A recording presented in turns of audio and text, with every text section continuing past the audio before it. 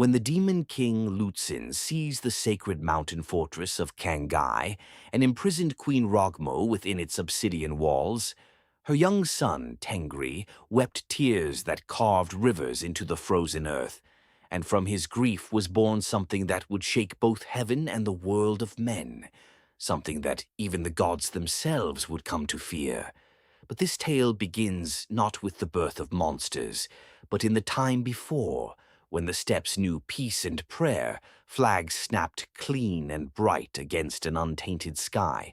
In those days, the kingdom of Ling stretched across the grasslands like a green sea, and Gesar, who was called the Lion King, ruled from his white gyre crowned with eagle feathers and blessed by every llama from here to the roof of the world. He had descended from the heavenly realm at the summons of the gods themselves, sent to cleanse the earth of demons and restore balance to the turning wheel of existence. His armor was wrought from celestial bronze inlaid with turquoise and coral, and upon his helmet rose the fierce countenance of Garuda, the bird that devours serpents. His lance had been tempered in starlight, and his sword could set the very air aflame when he called forth its power. But it was not his weapons that men spoke of in hushed tones around their fires. It was his horse. Kyang Go Karkar, the celestial steed, had been born from the union of the wind and the first light of dawn. Its coat shimmered like nacre, shifting from pearl to silver to the pale gold of morning.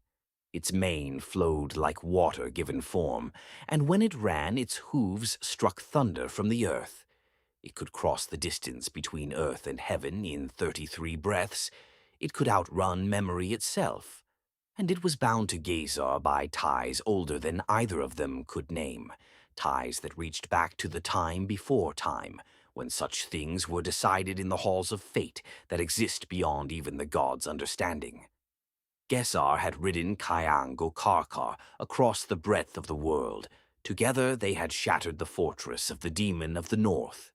Together they had cast down the iron citadel of the cannibal king.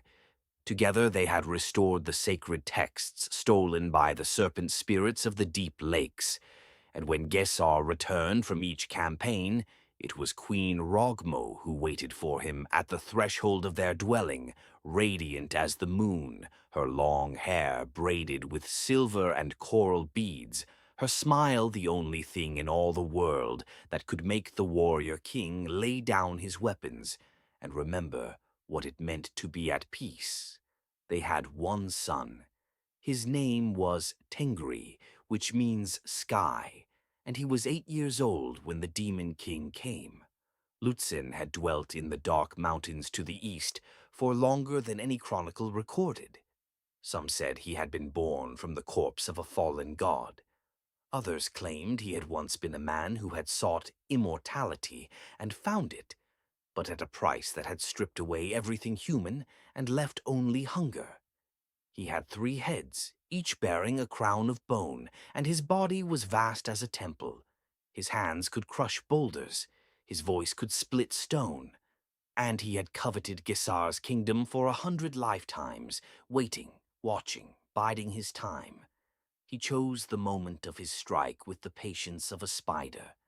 Gesar had ridden north to the borderlands where nomad clans reported strange lights in the sky, and cattle found drained of blood, their eyes turned to milk.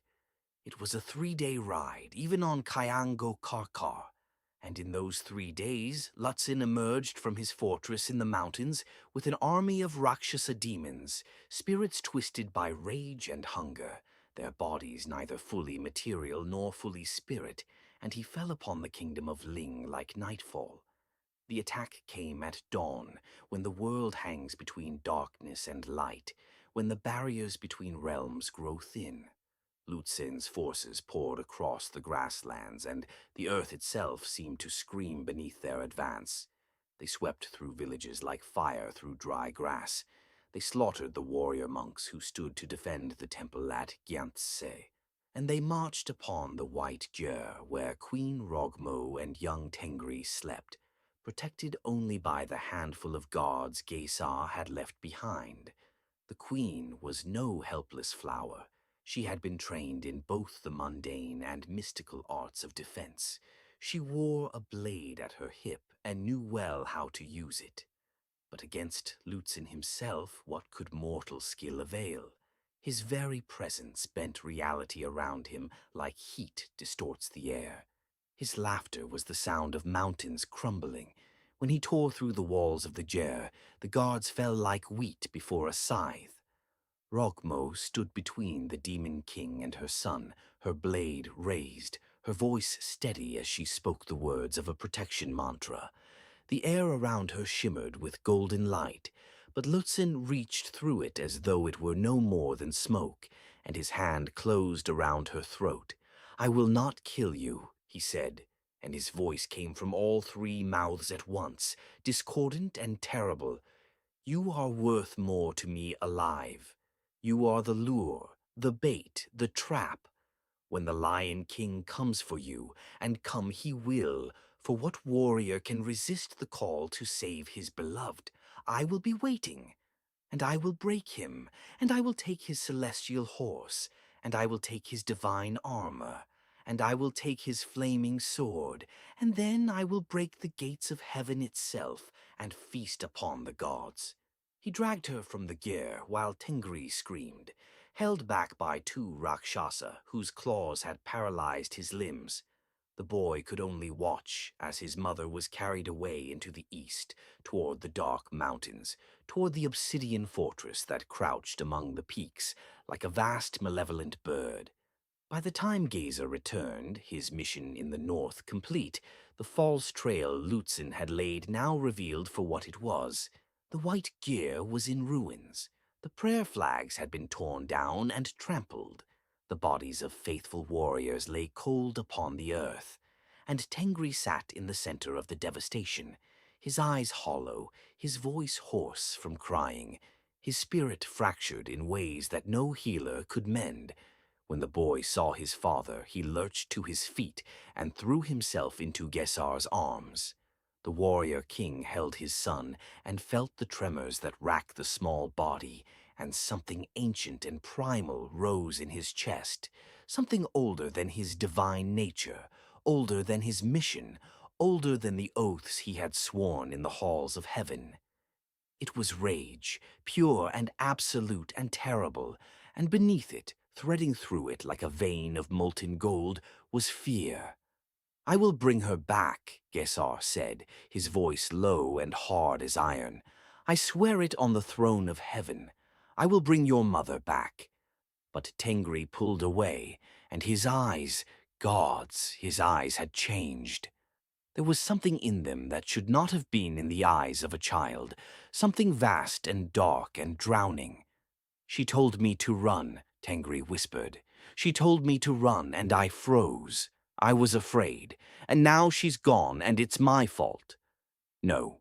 Gesar gripped his son's shoulders. "No.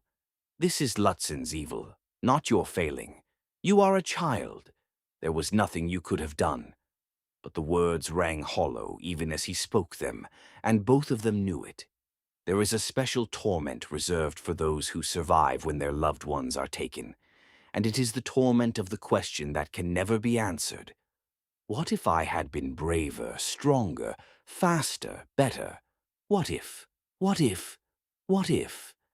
Gesar left his son in the care of the lamas at the monastery of Sami, where the walls were thick and the protection strong, where the prayers rose day and night like smoke toward the heavens. And then he mounted Kyang Go Karkar and rode east toward the dark mountains, toward the obsidian fortress, toward his fate. The journey took 7 days.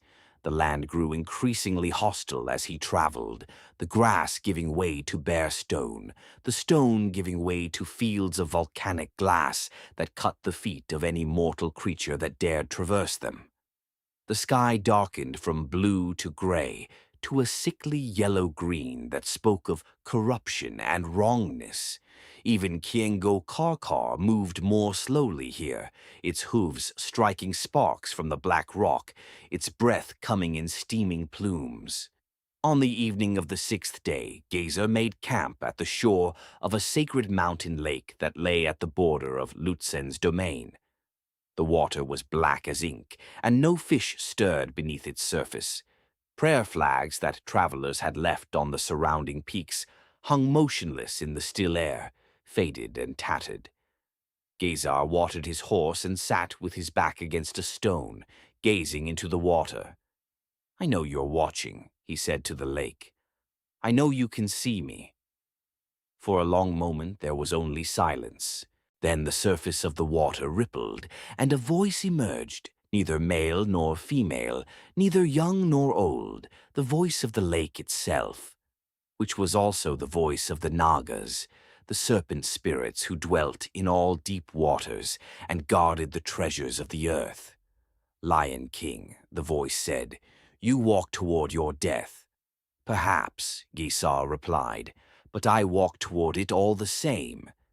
He has prepared for you. He has laid traps within traps. He has studied you for lifetimes. He knows how you think. He knows how you fight. He knows your pride, your honor, your unshakable certainty in your own divine purpose. And he will use it all against you." Gesar's hand rested on the hilt of his flaming sword.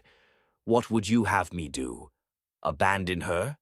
We would have you be wise. We would have you consider the cost.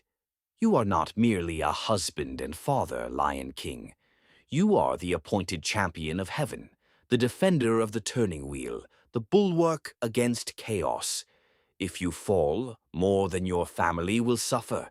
The entire world will be thrown into darkness." "I know." Gesar's voice was quiet. "I know the stakes. But if I cannot save one woman, one life that matters more to me than my own, then what good is all my divine power? What good is heaven's mandate? What good is any of it?" The water rippled again, troubled, and the voice said nothing more. Gesar slept uneasily that night, and in his dreams he saw Rogmo imprisoned in a cell of black glass, her radiance dimmed but not extinguished, her hands pressed against the walls as though she could feel him approaching, as though she were trying to warn him, trying to tell him something he could not hear. He woke before dawn and rode on, and by evening he stood before the gates of Lutsen's fortress.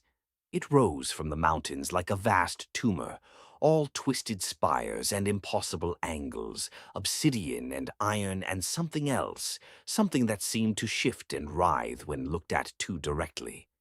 The gates were closed, but as Gesar approached, they swung open of their own accord, screeching on hinges that had not known oil in centuries. "He invites you in," Gesar murmured to Kyang Go Karkar. "He wants me to come. The question is, do I have any choice?" The horse made no answer, but it stepped forward through the gates, and the warrior king did not pull it back. Inside, the fortress was a maze of corridors and chambers, all of them lit by a sourceless red light that seemed to emanate from the walls themselves. Rakshasa demons watched from the shadows but did not attack. They grinned with too many teeth and whispered among themselves in languages that predated human speech. Gesar rode past them, his lance ready, his jaw set, until at last he came to the throne room at the heart of the fortress. It was vast as a cathedral and empty save for three things: the throne itself, carved from a single piece of bone larger than any earthly creature could have yielded; Lutsen, who sat upon it, his three heads wreathed in black flame, and Rogmo suspended in chains of dark iron above a pit that yawned in the center of the floor, a pit from which rose the sounds of endless screaming and the smell of suffering given physical form. "Welcome, Lion King," Lutsen said, and his voices were almost pleasant. "I have been waiting for you." Gesar dismounted. "Let her go." "Of course. That's why you're here, after all." Lutsen leaned forward, his 6 eyes glittering with malice.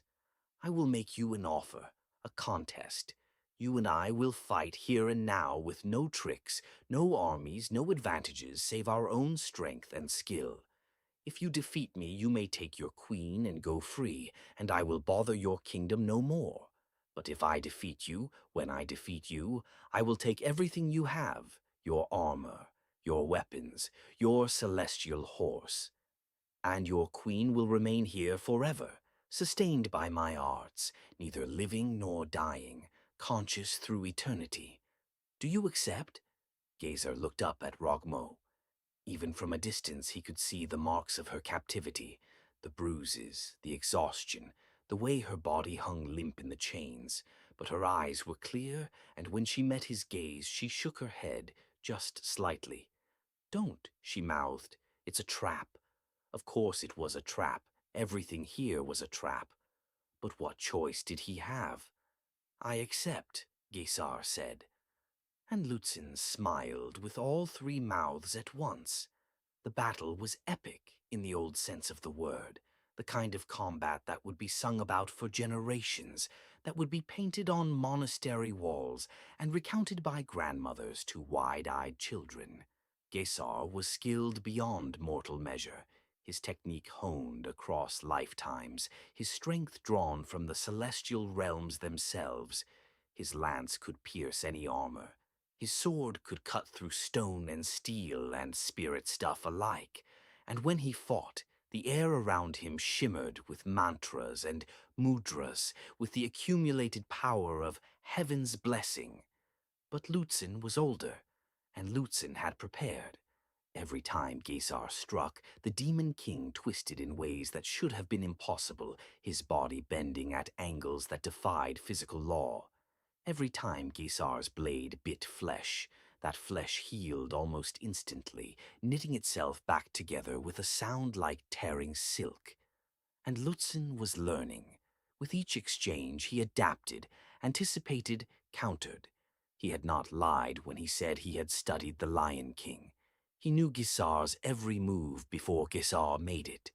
The battle raged for 3 hours. The floor of the throne room cracked beneath their feet. The walls shuddered. Rogmo hung above, helpless, forced to watch as her husband was slowly, methodically, broken down. When the end came, it came not with a dramatic strike, but with a simple miscalculation. Gesar lunged, overextended by a hair's breadth, and Lutsen's fist caught him in the chest with the force of an avalanche.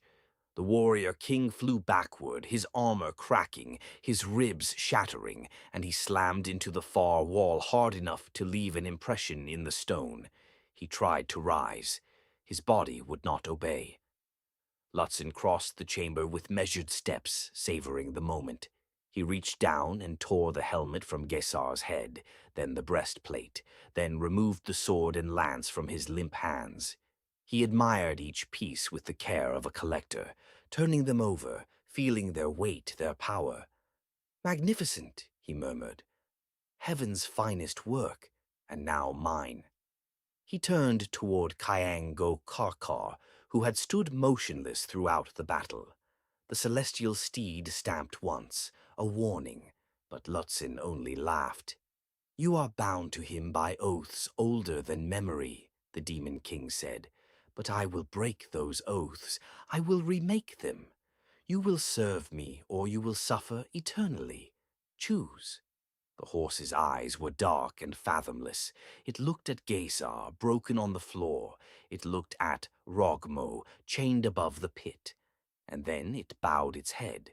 "Good," Lutsen said. He placed a hand on the horse's neck, and dark energy flowed from his palm, wrapping around the creature like chains. "Good." Gesar watched through eyes half closed with pain and despair. He had failed. Failed his wife, failed his son, failed his kingdom, failed the mandate of heaven itself. This was what hubris looked like in its final form, not the pride of thinking oneself unbeatable, but the arrogance of believing that divine purpose was enough, that righteous intention could overcome any obstacle, that love and duty could substitute for wisdom. He had walked into the trap with his eyes open, and now everyone would pay the price. Lutsen mounted Kyang Go Karkar and rode once around the chamber, testing the steed's obedience. Satisfied, he dismounted and approached Rogmo. He reached up and touched her face almost gently. "Do you see?" he asked her. "Do you see that your husband's power means nothing? Do you see that the god's favor is just a story people tell themselves to make sense of a senseless world? He cannot save you. No one can save you. You are mine now, forever." Rogmo met his gaze without flinching. "You're wrong," she said softly. "You've already lost. You just don't know it yet." Lutsen frowned. "Brave words from someone in chains. Not brave, just true." She looked past him, toward the entrance to the throne room. "You let him in because you wanted him to come, but you should have been more careful about who else you invited." And the Demon King turned, and his 6 eyes went wide. In the doorway stood Tengri. The boy had not remained at the monastery. How could he? The walls there were thick and the prayers powerful, but they could not protect him from his own thoughts, his own grief, his own crushing guilt. Every moment his father was gone was another moment to replay the attack in his mind, to see his mother dragged away, to hear his own silence when he should have screamed, his own paralysis when he should have acted. The lamas tried to soothe him. They offered tea and meditation and kind words, but kindness could not touch what had taken root in Tengri's heart. It was something darker than sorrow, deeper than anger. It was a hunger, a need, a vast and terrible determination that had no name but which consumed him the way fire consumes paper. On the 3rd night of his father's journey, Tengri rose from his bed. He walked past the sleeping lamas, past the heavy doors, past the prayer wheels spinning in the wind. He walked into the wilderness alone, and the night swallowed him, and something in the night swallowed him back.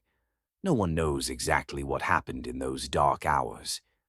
But there are things that dwell in the spaces between the world, hungry things, old things, things that exist in a state of terrible potential, waiting for the right vessel, the right grief, the right wound through which they might enter the world of form. They have been called by many names. The Tibetans called them Dud, malevolent spirits. The Mongolians called them Aza, demons of the threshold. But names are just sounds. What matters is what they are. They are the possibility of transformation taken to its uttermost extreme, the chance to become something other than what you are, no matter the cost. And Tengri, drowning in his grief and guilt, opened himself to them. The thing that walked into Lutsen's throne room still looked like an 8-year-old boy. It still had Tengri's face and Tengri's hands and Tengri's dark hair falling across his forehead, but it moved wrong. When it stepped forward, the shadows around it thickened and writhed. When it breathed, the air grew cold, and its eyes, gods and demons both, its eyes were black from corner to corner, reflecting nothing, absorbing everything. "Let my mother go," it said, and its voice was Tengri's voice layered over something much older, much vaster, like a child speaking with the ocean's tongue. Lutsen stared, then he laughed. "A boy? You threaten me with a boy?" "Not a boy," Rogmo whispered from above. "Not anymore." The thing that had been Tengri raised one small hand, and the world screamed. What followed was not a battle in any conventional sense. It was an unmaking. The spirits that had merged with Tengri were not beings of physical force. They were beings of entropy and dissolution, of potential reversed, of creation run backward. Where they touched, things ceased to be. Not destroyed, simply erased as though they had never existed in the first place. Lutsen's Rakshasi rushed forward and vanished mid-step, leaving not even bones. The floor beneath them cracked and disintegrated into a gray, formless nothing. The Demon King himself unleashed his full power, black flames that could melt iron, curses that could age stone to dust, strikes that could shatter mountains, and all of it evaporated like mist before dawn when it met the aura surrounding the boy. For the first time in centuries, Lutsen felt fear. He turned to flee, But the boy was already there, impossibly fast, moving through space rather than across it.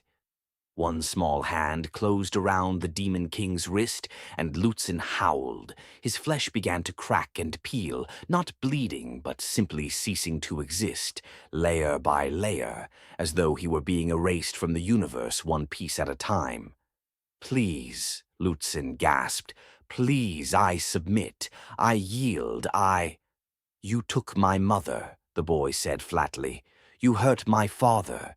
You thought you could take everything from us, and there would be no consequences. You were wrong." And Tengri's grip tightened, and Lutsen's arm was gone, then his shoulder, then his first head, disintegrating into gray nothing, and the Demon King's screams rose and rose until they too disappeared into silence. When it was over, there was no body, no throne, no fortress. The obsidian walls were crumbling, not with noise, but with a soft sigh, as though the universe itself was exhaling in relief at the removal of something that should never have existed in the first place. The chains holding Rogmo dissolved, and she fell. But the boy was there to catch her, moving with that impossible speed, and for just a moment, just a heartbeat, he was her son again, 8 years old and terrified, burying his face in her shoulder and shaking. "I was so scared," he whispered. "I was so scared, and I couldn't move, and I couldn't help you, and—" "Shh." She held him tight, even though every instinct screamed that this thing was wrong, was dangerous, was not entirely her child anymore. "Shh, I'm here. I'm safe now. You saved me." But when she looked over his shoulder, she saw Gesar struggling to his feet, saw the way he looked at his son, not with gratitude or relief, but with something closer to horror. And she understood. There is always a price. The spirits that Tengri had invited in would not simply leave. They were part of him now, woven into the fabric of his being. He was no longer fully human. Perhaps he was no longer human at all. "Tengri," Gesar said quietly, "son, listen to me. You need to fight them. You need to push them out before they consume you entirely." The boy turned to look at his father, and his eyes were still black, still empty. "Why?" he asked. "This is what was needed. This is what you couldn't do.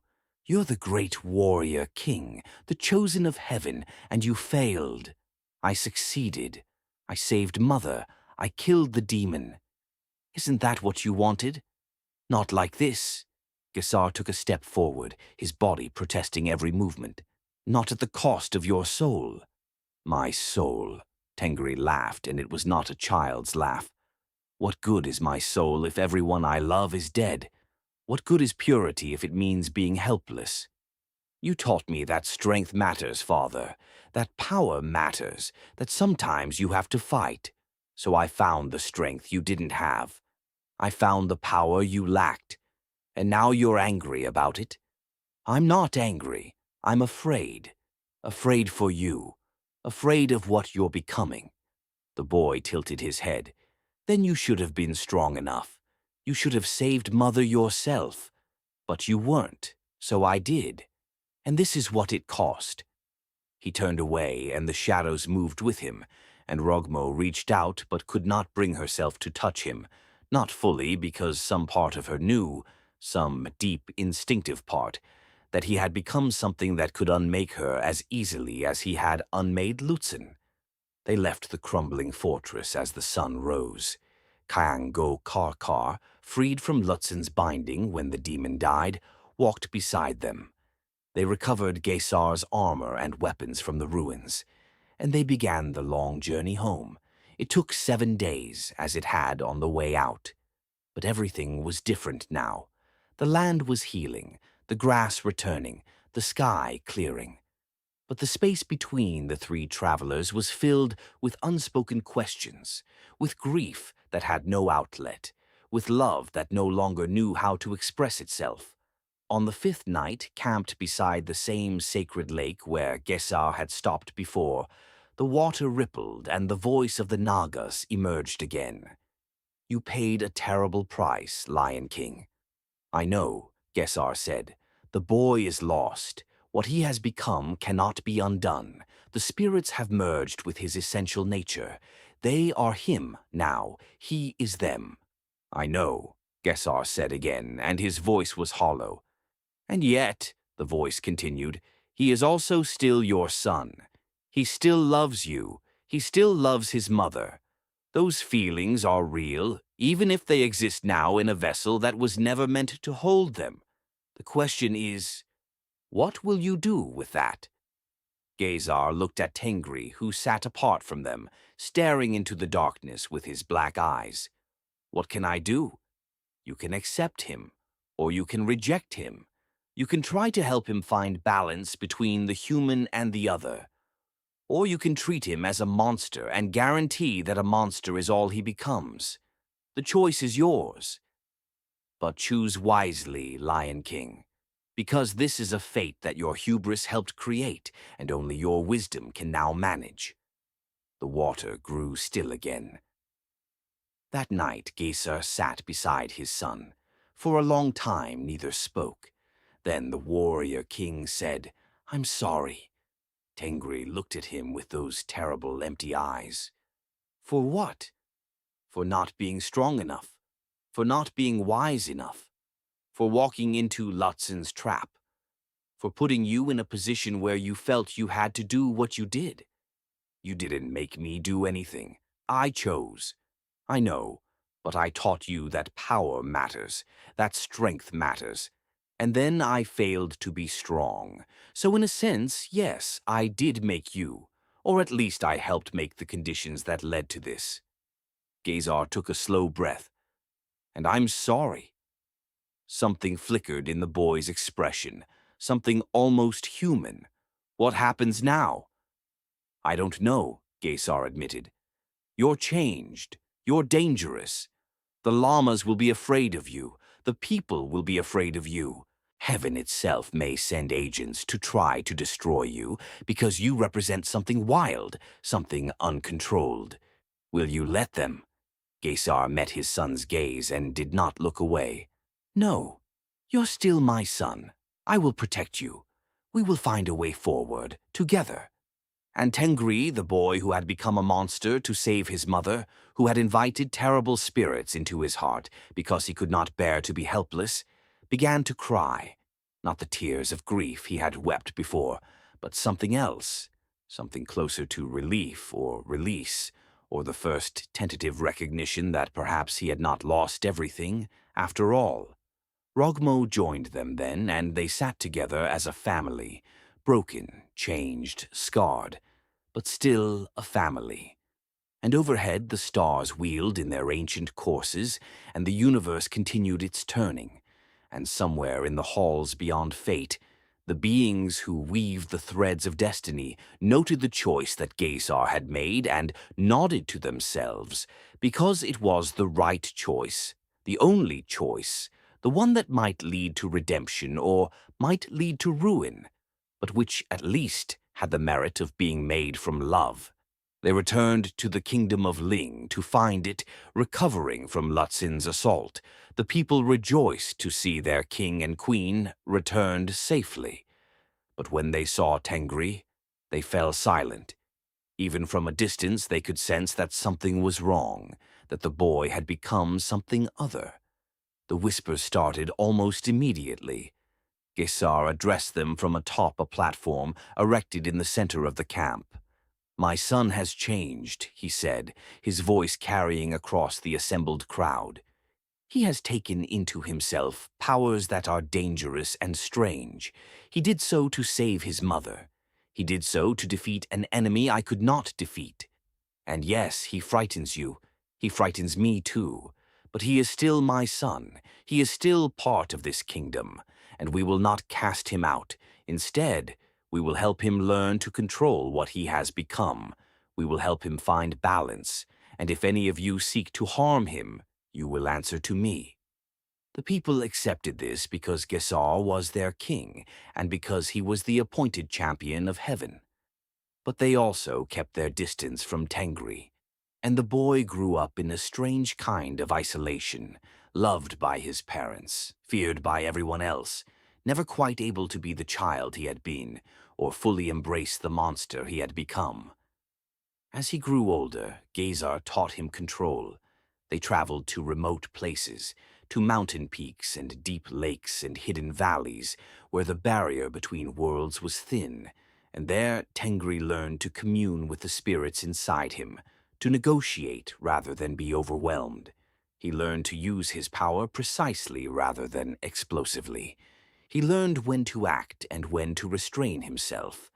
And slowly, over years, he learned something else, that monsters are not born from evil, but from pain, that the line between hero and demon is thinner than anyone wants to admit, that the same grief that had opened him to terrible spirits had also made him capable of terrible love, the kind that would sacrifice anything, endure anything, become anything, to protect what it held dear. When Tengri reached manhood, he left the kingdom of Ling, not in anger, but in understanding. His presence would always unsettle people. His nature would always be a source of fear. But that did not mean he could not serve. He became a wanderer, traveling the edges of the world, seeking out those places where demons and spirits troubled mortal folk, and he dealt with them in ways that the divine champions could not, because he understood them from the inside, because he was one of them.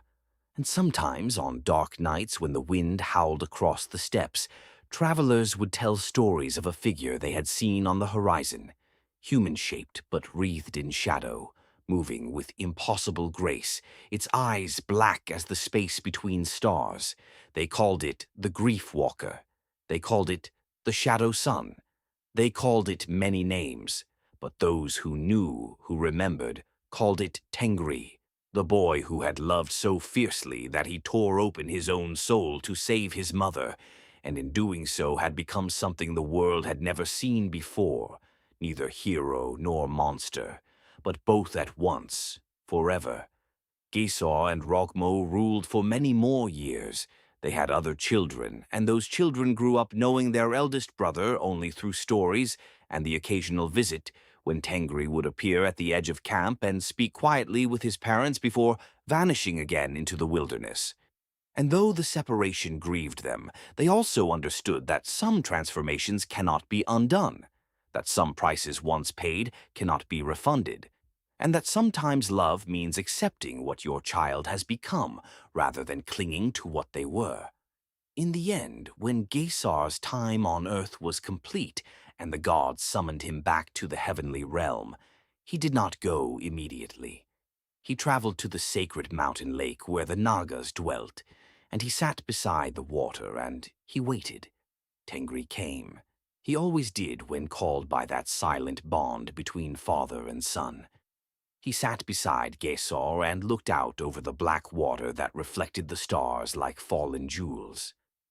"I'm leaving," Gesar said simply. "I know. I wanted to tell you I'm proud of you, of what you've made of yourself given what you were dealt. You could have become a scourge. Instead, you became a guardian. That takes strength of a kind I never possessed." Tengri was quiet for a long moment. Then he said, "Do you ever regret it, going after Mother that day, knowing what it cost?" Gesar considered. "No, I regret that you had to pay the price instead of me, but would I have chosen differently, knowing everything? No, because the alternative was to abandon her, and that would have killed something essential in me, something more important than divine favor or heaven's mandate. It would have killed the part of me that makes life worth living. Even if it meant making me into this, even then, because you chose it, Tengri. I failed, yes. I was arrogant and foolish and walked into a trap. But you chose to act. You chose to sacrifice. You chose to become what you became. And terrible as the cost was, there is honor in that choice. There is nobility, the kind that exists beyond good and evil, beyond divine and demonic, the kind that simply is." Tengri closed his eyes. "Will I see you again? Perhaps the wheel turns. We may meet in another life, another form, or perhaps we won't. But either way, remember this. You are my son. You are loved. And nothing, not heaven, not hell, not all the spirits in all the spaces between worlds, can change that. They sat together until dawn. Then Gesar rose, and light began to shimmer around him, and he ascended, returning to the celestial realms from which he had originally descended, his task on earth complete. Kyang Go Karkar went with him, the celestial steed returning to its eternal pastures, and the sound of its hoofbeats faded like a dream. Tengri remained by the lake. He remained for a long time watching the water, feeling the spirits inside him stir and settle, feeling the vast, complicated tangle of what he had become, the human love and the inhuman power, the grief that had birthed him and the purpose he had forged from it. And eventually he rose and walked back into the world, into the vastness of the steppes and the heights of the mountains, and the depths of the hidden places where darkness dwells.